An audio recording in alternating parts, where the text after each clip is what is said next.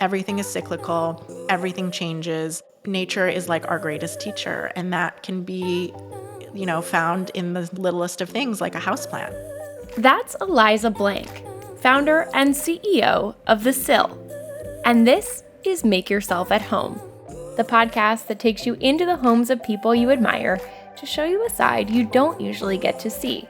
I'm Kristen Twyford, and every week we'll talk to someone at the top of their career to explore holistic success and how work and home are inextricably intertwined. Along the way, we hope to inspire you to live well, whatever that means to you. Make Yourself at Home is presented by Nines, the household management app designed to help you manage your home and everything that comes with it, so you can live with ease. Today, we're in Eliza Blank's home in upstate New York, talking about how home is both a place where you can be at ease and an expression of who you are, and why Eliza's home is filled with plants. It might sound obvious for the founder of the popular houseplant retail and delivery brand, The Sill, but Eliza's roots with plants are even deeper than you might think. In this conversation, she shares how her family influenced her vision for The Sill, her take on why people love the term plant parent, and what she's learned about life from working with plants. Make Yourself at Home with Eliza Blank. Well, Eliza, thank you so much for having us into your home. I'm so happy to be here. I'm happy to have you. Welcome. Thank you. To start out, tell us a little bit about your home. You just moved, so you're settling in. Yeah. What is this moment like for you? Yeah, so you caught me at an interesting time because you're absolutely right. I have just moved. I am now speaking to you from the Catskills. I live in Ulster County and moved here from New York City, where I lived for almost 20 years, which is wild to say that. But I'm very happy to be here and to call this home now. Yep. And on our prep call, you were talking about how you were shedding some of your possessions. Tell me a little bit about what you find yourself getting rid of and what you find yourself keeping and, being purposeful about the decisions that you're making about what you want in your home. Yeah, no, absolutely. That's such a good question. It's been really top of mind for me as I've gone through this process because everyone has moved. And I feel like for myself in particular, I've always been one to just take everything I have with me to the next place.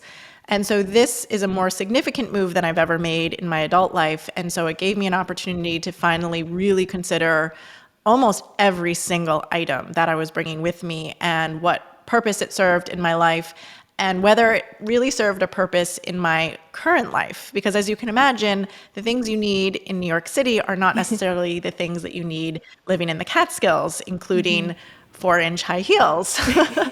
So, we're also in a completely different era post-COVID. And, for myself, I've also now had 2 kids. And so almost all of my possessions feel different to me now than they did, even 5 years ago. And so it was, on one hand, really cleansing and therapeutic to go through and kind of like have memories around different things, but then know that I didn't need to bring them with me to my new home or to feel at home. Was there anything that you kept that you were surprised by or anything that you just, you got rid of that you were surprised by? Yes, I think both. I mean, on one hand, I was actually surprised how willing I was to let go of some of my wardrobe. I think I was faced with the reality of I haven't put this on my body in 2+ years. I certainly don't need it to continue to clutter my closet. But it's also, and similarly with even some of the furniture that we let go of, things that I've been just like trucking from one apartment to the next, which, quite honestly probably didn't have a real good space in my home, like in the apartments. I finally had the space to bring it and was like, you know what? I actually just don't need this. The one object that had the funniest story was this blender that my parents gave me when I moved into an apartment. And it was literally from the 1970s. They were given this blender by their local regional bank for opening a checking account. Like that's how old it was. And I had carried it with me, probably have never used it. And it still worked, which is crazy. I was like, they made high quality products back then. And so I have this like 50-year-old blender. And finally I was like, nobody needs this. Like, I'm going to give it away. I'm going to relinquish this blender, even though I kind of like the story that goes along with it, but I don't use it. And so I remember I was texting with my parents and I was like, I'm just letting you know, I am giving away this blender once and for all. And they gave me permission. They're like, they actually didn't. They were like, maybe you should offer it to your grandmother. And I was like, my 100-year-old grandmother does not need a 50-year-old blender. Let's just move on here. So that did not make it. It did not come with me. So funny. Oh my gosh, what a story. But it lives on. You gave it away. It'll be somewhere. Yeah, because it still works. Like, it's amazing. It's I love amazing.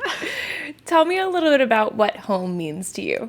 I've been thinking about this a lot. You know, I feel like home to me is the place where I can both be myself, my most authentic self, and also feel at ease. And I think the difference between this home that I'm in now and any apartment that I've actually ever lived in, maybe not fair, but most apartments, and especially the one that I just left, I did not feel at ease. We didn't have the appropriate space. It was starting to become unmanageable for having 2 children in. And so there was a part of me, and work from, right? Because, you know, in this era, a lot of us, including myself, work from home. And so even though it was where my family was and where my possessions were, and I could be myself, I didn't have that sense of ease. And I have that here. And so I feel so much more at home now than I did previously. And you started the Sill sort of out of a moment of homesickness, right? Tell me a little bit about the very beginning and how home played a role in, you know, kickstarting this business that you've grown over the past many years. Yeah, absolutely. So I grew up in Western Massachusetts, which is not unlike this part of the Catskills. It's somewhat rural, and I grew up with nature all around me. And my mother also, not only did she garden, but she had plants everywhere in our home, truly. Those plants are still there. They're older than me.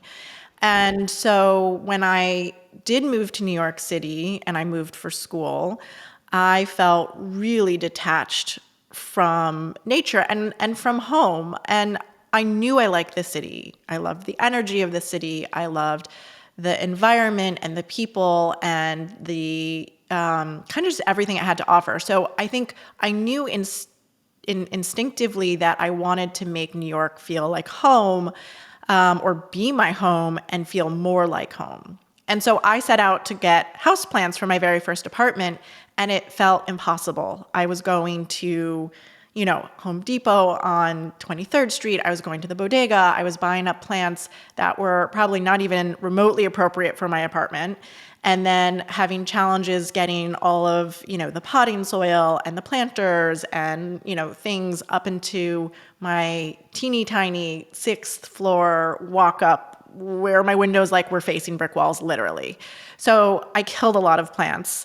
And it was actually just that experience of trying to incorporate plants into my apartment and having such a challenging time that I started to think about this business, which would eventually become the Sill. And at the Sill, you know, our mission is quite simple. On one hand, it's to connect people or to maintain people's connection with nature and to nature, but to also just make houseplants much easier. And that just wasn't an experience back when I started the business in 2012. And in fact, my personal experience, which led to the idea, was like in 2006 or 2007. Amazing. Well, I want to talk about all of that, but I want to go back to what you were talking about your own upbringing. Tell me a little bit about what plants meant to your mom, meant to your family, and why they were so important in your home. Yeah. So my mother is from the Philippines, and she came to the US in her 20s and somehow managed to settle in Massachusetts, which, as you can imagine, is not remotely, like the Philippines. And so I think the gardening and the plants was her way of tying her back to her home country. And even beyond that, her garden and her plants also were sort of her personal sanctuary. It was her way of de-stressing. It was her way of feeling grounded. She was a nurse her entire career, and as you can imagine, that's a very stressful type of job. And so, she would spend her entire weekend in her garden. And so I sort of witnessed that. I sort of grew up around that. And, I think I attribute even my choice of being in plants to just this idea that plants are intrinsically good for us. Absolutely. And so then you start to create your own home in New York City, and you start to make it feel a little bit more like home through your own plants. And then you start really kind of bringing this mission to other people with the Sill. What about it made you think, okay, like, was there a moment where you thought, this is really going to work and I'm going to devote a lot of time to this? How tell me a little bit about the beginning. I mean, I really went all in very quickly. I initially had the idea while I was at my former job, but I understood almost immediately that if I wanted to pursue it, it was going to take my full time and attention, not just weekends. And so I took a big leap of faith pretty early on. I think I maybe had a consulting gig that I sort of did on the side to help obviously pay for my life to some extent. But I was really passionate about it. And I felt that I was on a mission. And so I quickly pivoted to doing the Sill full time. And, your question about when did I know that it was working? Well, jury's still out. I feel every day of my career with the Sill, I'm still trying to prove that it works. The world has changed so much, and I think business has changed and evolved, and the model has changed and evolved, and we're really just trying our best to keep up with what our customers need. All that being said, I think the very fact that we are still here, almost 11 years later, is because the core of our mission resonates. Like, people do want to be around nature. People do need it to be easier to engage with nature and plants. And so the idea for the Sill actually resonated right away with people. And that's what's kept me going this whole time, is that I do know that we are making an impact on people's lives and homes and how they feel at home. I think plants are a very unique item, for lack of a better word, to have in your home, because it's this living thing that you can have a relationship with that's not a cat or a dog, and in a way is part of your home decor, and in a way is part of your own personal self-care routine, and is also a part of who you are and your self-expression. Like, it's a lot of different things to a lot of different people, which is why I think plants are important widely. It can mean different things to different people. People find different purposes for them, but I could not live without plants in my home. And you started this when you were 26. And do you think at that moment you had any idea that this was going to shape so much of your life?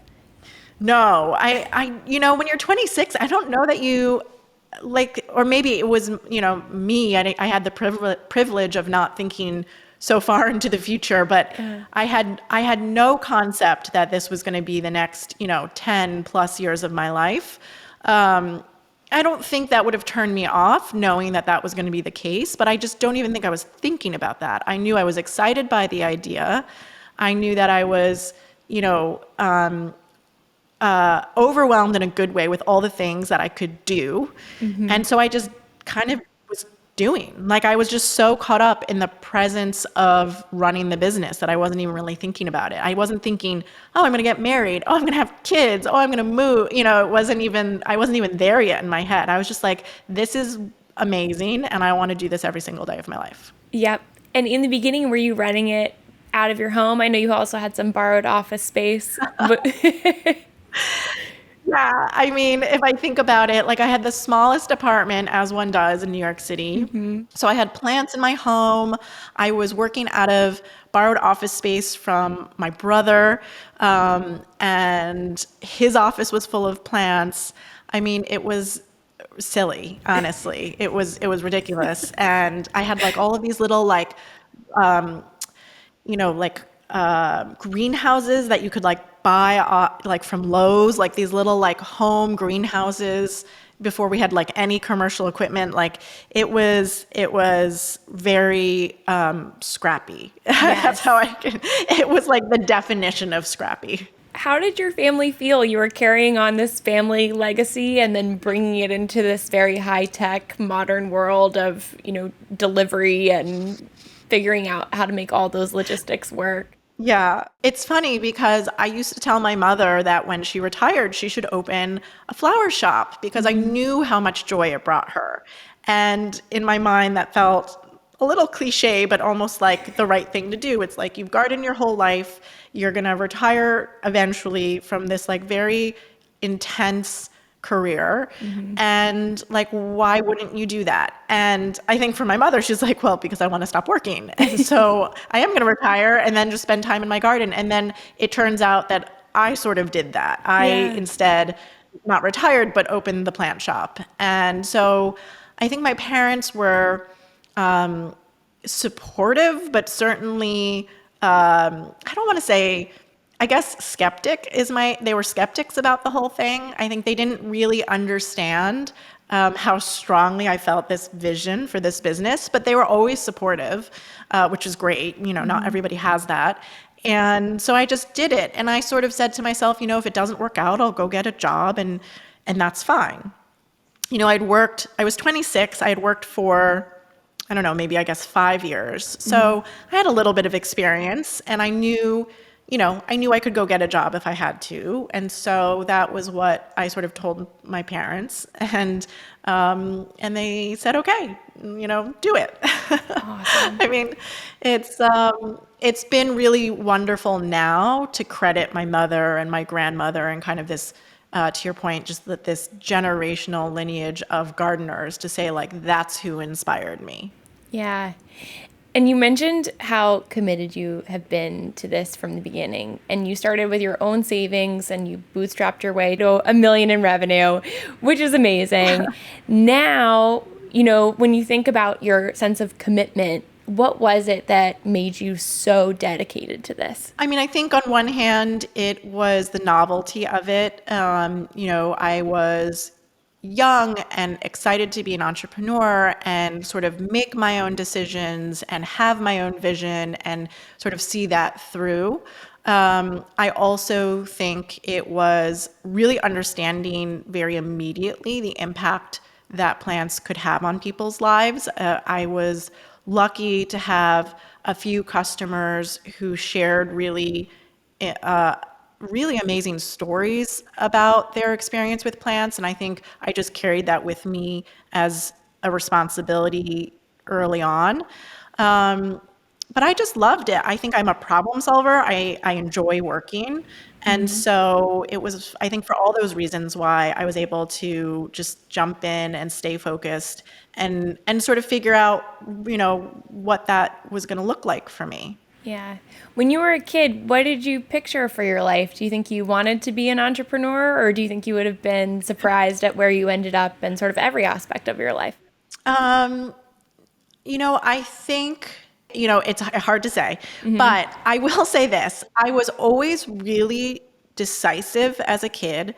I was always kind of bossy. Like I kind of like had Same, this idea that like, I wouldn't say even bossy, but like leadership, like early indications of leadership. I was always like the kid, like I had no problem being like the one and only kid who raised their hand. Like you gave me a group project even at like the age of like 6 and I was going to like be the like team captain on that. So I think it makes sense. Yeah. And then of course, like with my upbringing being from where I am and the whole, notion that like, yes, I'm like a leader and a CEO, but of a plant company, that starts to like also check. Yeah. So yeah, I think my younger self would be like pretty pleased. And now it's very sweet because, my older daughter who has like some understanding of what I do, in her mind, when you ask her what she wants to be when she grows up, she says that she wants to own a candy shop. And so I think she now understands that you can like own and run a business. So I think that's I'm sure she'll go in a million different directions, but I love that for her. Yes. And how cool for her to see you doing this. And it's like, there's something about that that's sort of, she is wanting to do something tied to what you're doing, and you wanted to do something sort of tied to your own mom. So that's such a cool generational thing to pass along. Yeah, exactly. We love to explore on this show the connection between work and home. And I think what you just said really is a nice tie. Thinking about how you've built your own personal life right alongside, the business that you've built, how do you feel like things are intertwined? And can you think of a moment where it really felt like, oh my gosh, everything is colliding, it's all connected? I mean, to some extent, it was, our time during COVID where we were transitioning to working from home. I think that was an important time for me to really feel, in a way, validated that what I was working on was important. It was important to people's well-being, emotional well-being, health, and home. And, here I was also stuck at home, running this plant business, watching people start to become hyper engaged with plants, whether it was because they couldn't spend as much time outside or because they needed a new hobby. That to me was, obviously terrible circumstances, but like a very interesting time to kind of see it all collide. And for myself included, because it was the first time I started working from home, and my older daughter at the time was 1. And, it was something really special for me to realize that I had the opportunity to basically do my job at home, which like now, of course, many of us do. But, my parents left the house every day and went, to work. And now I get to do, this work that I find very important and fulfilling, but I get to sort of like do it in parallel with my kids being home and very young. And so, now I get to I have now had this opportunity to spend all this time with my daughter who is now 4.5, and now I have a daughter who's 10 months. And, I'm talking to you working from home, and I'll get to go have lunch with them and not late getting home at the end of the day because I'm already here. So yeah, it's kind of all come together, and it's in a way really, I feel really lucky for that.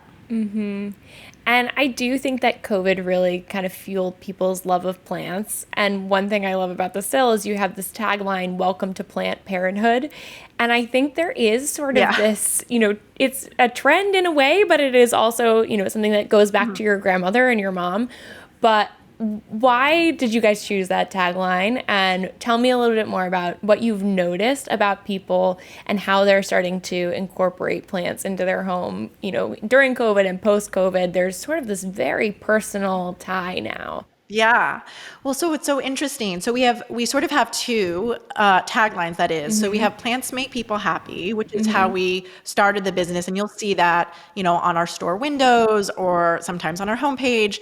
And it's funny because people will literally just like look at that and they'll be like, oh, that's so true. And it's like such a simple way to just like sum it up. But again, it's kind of like why I'm in the business. It's like, I know that plants bring people joy. The Welcome to Plant Parenthood, the whole like Plant Parenthood sort of turn of phrase literally came to us from the customer. Like we noticed very early on, and actually I would say, it's no longer sort of exclusively ours. Like we hear this all the time on other people's Instagrams or other plant brands saying Plant Parenthood or Plant Parents. It was because customers were literally coming in and they started referring to their plants as their kids, which, we do with like pets, but it was, back in 2014, maybe, we had just opened our first store, and literally customer after customer would come in and like say, oh, my plant baby this or my plant baby that. And I was like, are we parents to our plants now? And so we coined the term early on and started using it, and everyone again was just like, yeah, I'm a plant parent. And now you see it like literally on people's like dating profiles. Like they'll literally like say as like part of their identifiers, like, I'm a plant mom or I'm a plant dad. And so we came out even with like early merch that said like plant mom and plant dad, and we had t-shirts and tote bags, and people just loved it. And so, you know, I think we're really just playing back what the customer's giving us. Like it's coming from, it's like a groundswell, like it's coming from the community. And that's what makes it resonate so much, because people are like, oh yeah, that's right. Yeah. I mean, I have friends who name their plants, and I'm sure you see that all the time. Oh, yeah. Yeah, I can't because I have too many. Oh my goodness. But like, yes, it's so true. And there's a sense of pride too. I think similar to having kids, you're like really proud when your plant grows. Or if your plant is thriving in general, you're like, I'm a really good plant parent. Absolutely. And I think there was definitely a moment in COVID times where people just needed that sense of connection and, you know, I'm fostering something, I'm growing something. That had to be something that you guys saw all the time, right? Yeah, I mean, plants, you know, and I keep looking around because I actually have my plants in front of me, which is why you can't see them. So I'm like making eye contact with them.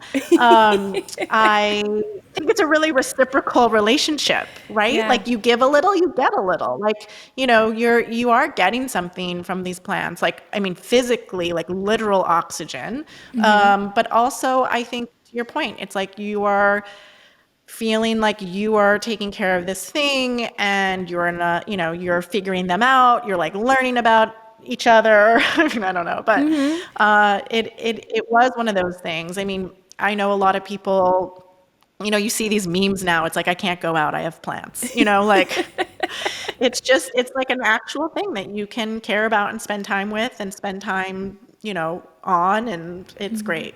I mean, really, like I have to say, like plants were here before us, and they will be here after us. Yes, absolutely. When you think about the home that you're creating now and you're being really purposeful about what you're having in your home, thinking about the beginning of our conversation, tell me a little bit about your plants and what they bring to your own home and how they help you kind of create that feeling of ease. Yeah, so we have, I mean, as you can imagine, we have plants everywhere. Now we have a baby who crawls, so like, you know, fewer places than before. But my daughter, my 4.5-year-old, is the one who waters them. And like that to me is like, oh, okay, I'm like doing okay. We're doing okay here. Like and she whispers to them. She's like, grow big. She tells them to grow big when she waters them. So the plants, yeah, the plants are great because like she knows, so she understands that like plants grow. She understands that plants need things. She understands where her food comes from, you know, that food grows, you know, from plants and from trees or out of the ground, and that they are plants. So, you know, I think they serve many purposes again in our home, not just decor, although I will say, like most people who come into our home are always very complimentary that our plants look beautiful. And not all of them do, by the way. Like I also, you know, I go through periods just like everyone else where like I forget to water them or I don't take care of them. Or like Faye, you know, waters the floor instead of the plant. That still happens a lot. But it's obviously a very important part of our home, and you know, I feel like the house looks naked unless there's plants. And so, you know, if we're moving into a new space, it's kind of always like the thing that to me finishes the space. And you mentioned that you have some plants that are tied to your mom's plants, right? Tell me a little bit about that. Yeah, so you can propagate certain plants. Well, you can propagate most plants, which means that you can take a piece of that plant and either, you know, grow a new plant from it, or, you know, divide and plant it. Sometimes you can take it from a leaf cutting. And so it's actually on my father's side, my paternal grandmother had this amazing plant that's called a pencil cactus, and and she also has a jade plant. So these are both succulent in nature. And so for succulents, a lot of the propagation happens through cuttings. And so everyone in my family has parts of these plants. And, that's remarkable because the plant can actually live kind of forever and with many people. And so if you think about it, like we can just continue to propagate and give away this plant, which is actually how plants get commercialized to some extent. They're actually known as mother plants, and you take cuttings from mother plants that just like spit out more leaves, or babies or pups, or different plants have different words associated with them, but that just makes it all the more special, right? It's like, then not only do I have this special thing in my home, but it comes from my mother's home, which came from my grandmother's home, and it is one of those unique things. In fact, a family member in our family passed away, and she has this big plant in her home, and it came from her mother, which would have been, basically. Her grandmother. So like we're talking like serious generations. And so that plant is now getting divided amongst many people in the family. So you can just, imagine how that starts to, proliferate. So cool. And now as you think about your own future, your family's future, your business's future, what does holistic success look like to you? What do you want your own legacy to be when you're thinking about, carrying all of this forward? Did you say holistic success? I love that. I've never heard someone say that. That makes me feel warm and fuzzy. It's a nice term. Because it's not just about work. It is. It's so true. I'm gonna borrow that. Please do. I would love that. So yeah. So holistic success. I mean, I obviously want to see the business continue and to thrive. And, I think what I've learned, if anything, is that businesses are cyclical, just like anything else. We have good years and we have bad years, and that's okay. But, my idea would be that it continues in some fashion and kind of stands the test of time, even if it means it evolves and changes. And for me, I think, that would be sort of like the legacy and business side. But I also know, I think deep down, that even if the business goes away, I've still had an impact on some amount of people. And whether that's through the business itself by bringing plants into people's lives, or because I've been in any way a role model for other people to start any kind of business. I think that's also equally important. And so to me, I think that is sort of the holistic notion, is that success doesn't mean some big specific outcome. I think the very fact is that I already feel somewhat successful in my journey, because I've also been able to, like I said, have this company and have this role and still watch my girls grow up and have some sense of balance and spend time at home. And, this idea that I introduced at the beginning of like being myself, like I very much feel myself in my business, and I also feel at ease. I have moments of ease within my business, not all the time, but no. Yeah. I love the way you started that, talking about how it's cyclical and you have good years and bad years. And it almost sounds like you're describing plants, and that connection to nature. I know. What life lessons have you learned working with plants?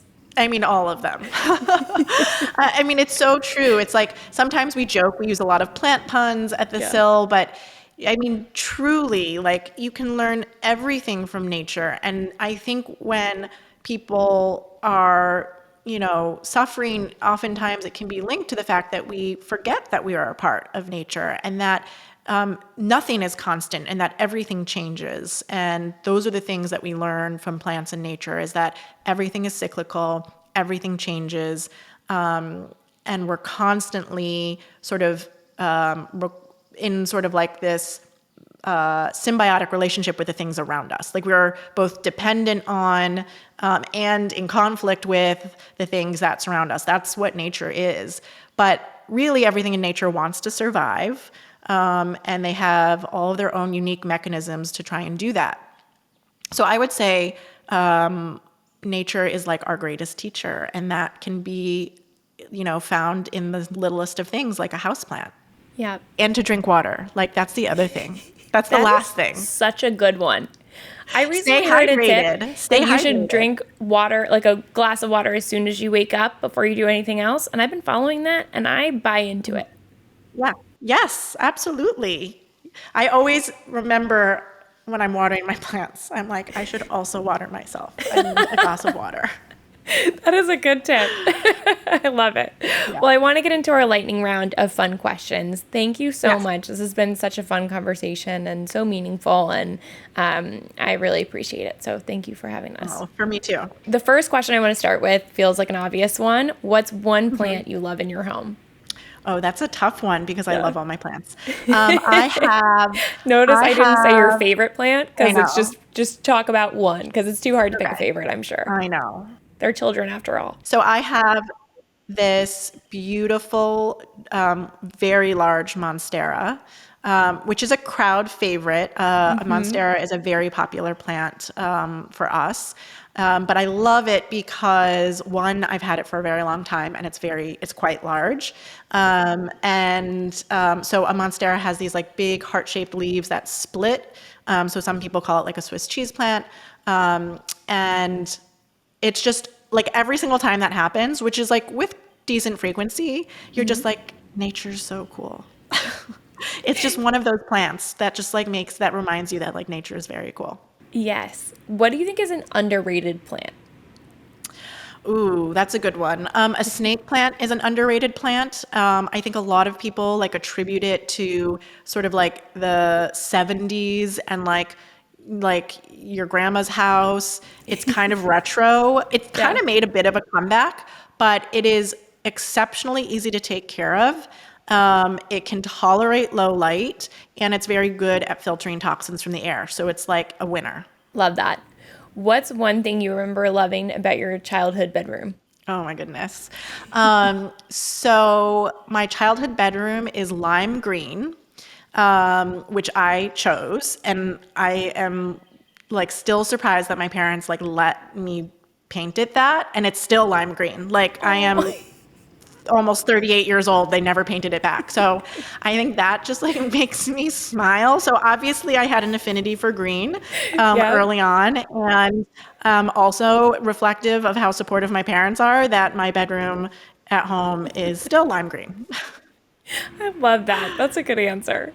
What's one thing in your home that makes your life easier? That makes my life easier. I mean, I hate to say this, but we use Alexa at home. And like when you have kids, having something hands-free that can like tell you what the weather is or what time it is, or you can set a timer, kind of a controversial answer, but it does make my life easier.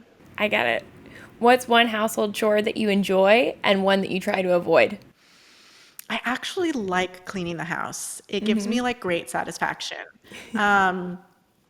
Vacuuming and laundry, I love. Doing the dishes, I do not love. What's one thing you're trying to spend more time doing and one thing you're trying to spend less time doing? More time exercising, which I've like really gotten away from. And so I'm starting very slow. Less screen time always. What's your household pet peeve? My husband hangs his towels on the door, like over the door itself, even when the door has hooks on it. That is Crazy. unbelievable. It drives me crazy. I'm like, there's literally a hook on this door. Why is it over the door? I don't understand it. Fourth door. I do not either. I do not understand. That's crazy. What's a children's toy that you love and a children's toy that you don't like? Oh, also easy. So I love stuffed animals. I think they're cute. I like buy them for my daughter, even though she doesn't need them, because I just like see them on the shelf and I'm like, these are so adorable. I hate pretty much anything plastic that makes noise, which is still a lot. I mean, admittedly, we have stuff like that also. So we Yeah. have like an airplane that makes like a fire engine, police car, airplane, puzzles, like anything that makes noise. I don't want it because kids love to listen to things on repeat. And, gets on your nerves. It's grating. Yeah, that's hard. What's a ritual that you and your family keep in your home that means a lot to you? Waffles. We do waffles on every Sunday, and it actually started when I was pregnant with my older daughter. I just like had this like immense craving for waffles, and I remember sitting with my husband saying, I can't wait for the moment when we get to like sit with our kids and have waffles, and like that's what we do now every weekend, and so that's super special. Oh, what's one thing that you would love for your daughters to learn from you? I think a sense of independence. I think, just the fact that, again, somewhat cliche, but, the fact that they can like do or be anything, even if it seems strange. I have to really explain myself when I introduce myself to people and they ask me what I do. And, at first I kind of thought it was a little embarrassing, but now I'm like, I don't care if it takes me like 15 minutes to explain to you what a plant store or a plant shop or a plant brand is. But, I think like do whatever interests you. Yes. Why do you think it's so hard for people to understand? I don't know. I think they just like can't really, it's like, it's unique, I guess. People, I think even a plant store as opposed to like a flower shop, they're still few and far between. So, I tell people that, I'm an entrepreneur and I started a business selling houseplants. I think maybe they understand it, but they still are like, huh, that's weird. It's easier just to be like, I'm a lawyer. That's true. Who's one person you admire who you think really lives well? Well, I will say this to connect to your other interview. I'm actually like really admiring my husband right now, who is Steve Schlafman, who you interviewed, because he was a huge sort of motivator for us living this life and moving in particular. And I have to say, like, I'm so happy that we've done that. And he's really done a lot to change his life between his career and sort of, physically where we live in the past few years. And so, I'm feeling very grateful for that. Absolutely. That was a great interview too. If anybody hasn't listened to that episode, you should definitely go back and listen to Steve's episode too. And how special that I get to talk to both of you. So thank you. This is really neat to talk to somebody who shares a home, but you have such different stories and these conversations have been so different. So cool to talk to both of you. What inspires you to live better? My kids. I mean, that's now an easy one. I don't know how I would have answered that before, but I feel obviously a sense, not only just a sense of responsibility, but it's so constant, right? It's not like, oh, I heard someone speak or I read this book and I feel motivated for like the next 3 days and then I forget about it. It's like you're with your kids all the time, and so it's a really good way to sort of be in the present moment and to be thinking about how to sort of like optimize and better yourself and your life and your health and your well-being and all of these things. Amazing. Well, Eliza, thank you so much. This has been such a wonderful conversation, and I really appreciate you having us. Yeah. Oh, for me too. I really enjoyed it. Thank you so much for having me.